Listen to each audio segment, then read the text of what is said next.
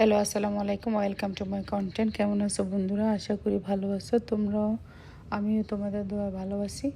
আজকে তোমাদের সাথে আর একটা ভিডিও শেয়ার করব কানাডার কালচার সম্পর্কে। তো আমি আজকে সকালে শোয়ার থেকে উঠে আমার বাইরে কাজ আছে, তাই আমি তাড়াতাড়ি করে একটা আমি যে শহরে থাকি সেই শহরের মার্কেটে মলে চলে গেলাম।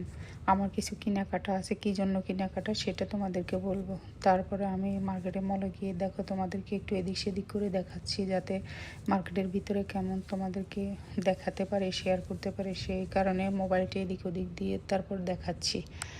তারপরে আমি আস্তে আস্তে আমি গেলাম, এবং এটা হচ্ছে বড় একটা জুতার দোকান, দেখো কেমন লাগতেছে। তারপরে এদিকে হচ্ছে আবার মোবাইল দোকান।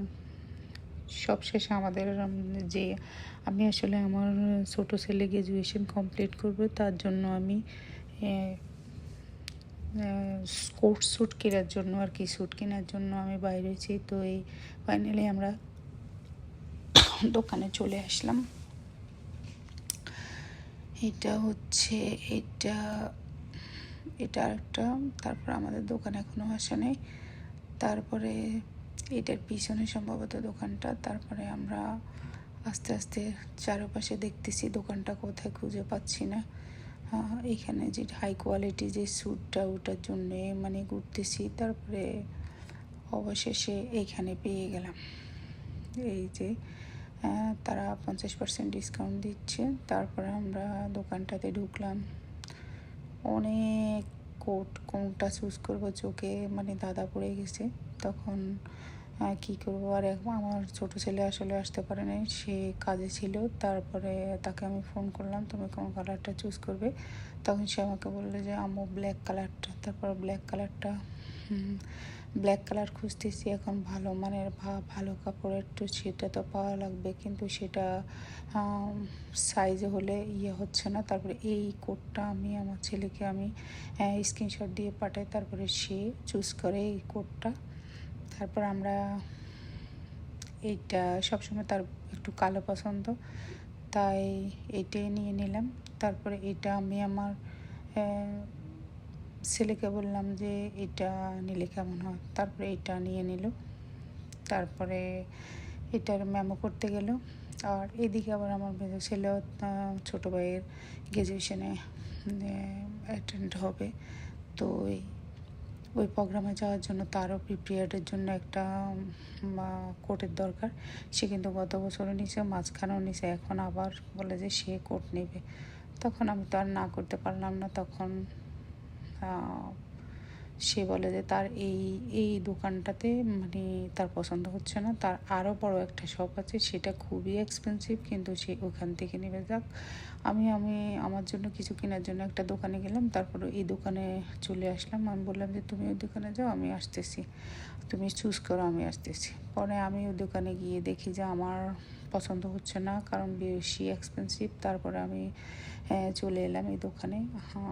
আসি দেখলাম যে সে এই কোটটা চুজ করলো, এটা এই ক্রিম কালারের কোটটা চুজ করলো। এইটা এত এক্সপেন্সিভ, আমার চোখ টোক মানে হয়ে গেছে যে কি বলে, এত টাকা দিয়ে কেন কোট নেওয়া হবে। তখন কি বলবো আর, ছেলেরা পছন্দ করছে, এখন তো আর কিছু করার নাই। তারপরে সে এই কোটটা নিয়ে নিল। তারপর কোট নিতে এখানে ক্যাশ মেমো সব কিছু পছন্দ করতে, সব কিছু পরে একদম ফ্যাটে খিদে লেগে গেছে। এখন কি করব, খেতে মানে সকালে আমরা কিছু খেয়ে বা বাইর হই নাই, কারণ তাড়াহুড়া করে কিভাবে খেতে গেলে এইদিকে আবার দেরি হয়ে যাচ্ছে, আমার ছেলে আবার ডিউটিতে যেতে হবে। তারপর তাড়াহুড়া করে আমরা একটা ইন্ডিয়ান রেস্টুরেন্টে ঢুকলাম। সেখানে কিছু নাল চনা রান্না করা, নাল পরোটা এবং চনা রান্না করা, এটা একটা ইন্ডিয়ান রেসিপি, যাক চনা কারি বলে এটাকে। তারপরে নিয়ে আমরা খেলাম, ছোটো ছেলের জন্য প্যাক করে নিলাম। তারপরে এবার আমার ছেলে আমাকে ড্রপ করে দিয়ে গেল মহিলার মানে যে দোকানটা, তো ওই শোরুমে দিয়ে গেলে। তারপরে এখানে আমি আমার জন্য ড্রেস পছন্দ করতেছি, কিন্তু আমি পাচ্ছি না ড্রেস, আমার কোনো রকমই আমার পছন্দ হচ্ছে না। এখন আমি কি করবো, যাক অবশেষে আমি 2টা টি শার্ট নিলাম আর 2টা প্যান্ট নিলাম। তাও এই দেশের কালচার, এখন কি করব, কিছু তো করার নাই। এই দেশে অনুযায়ী পড়তে হয়, না হলে তো হ্যাঁ কী করবো আর কি বলবো আর। তারপরে দুটো ড্রেস এখান থেকে নিয়ে নিলাম।